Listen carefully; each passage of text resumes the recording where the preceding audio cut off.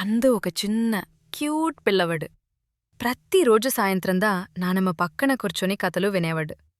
నానమ్మ ప్రేమతో అంటుంది, చూడు చందు, మంచి పండ్లు చిన్నవి అయినా వాటిని చేసిన ఫలం చాలా పెద్దగా ఉంటుంది.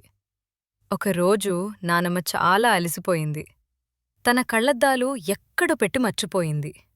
చందు అది చూసి ఏమీ మాట్లాడకుండా ఇంట్లో అన్నీ చోట్ల వేతకడం స్టార్ట్ చేశాడు. కొంచెం సేపటికి చందూకి కళ్లద్దాలు దొరికాయి. చందు నవ్వుతూ చాలా హ్యాపీనెస్తో అవి నానమ్మకి ఇచ్చాడు. నానమ్మ కళ్లలో సంతోషం కనిపించింది. ఆమె చందూని కోగిలించుకొని చెప్పింది, చందూ, అదగాక ముందే సహాయం చేశావు. ఇదే నిజమైన తెలివి. ఆ రోజు చందూకి అర్థమయ్యింది, పెద్దవాళ్లకి సహాయం చేయడమంటే చాలా మంచి పని అని. నీతి: అందరికీ సహాయం చేసే పిల్లలే నిజమైన హీరోలు.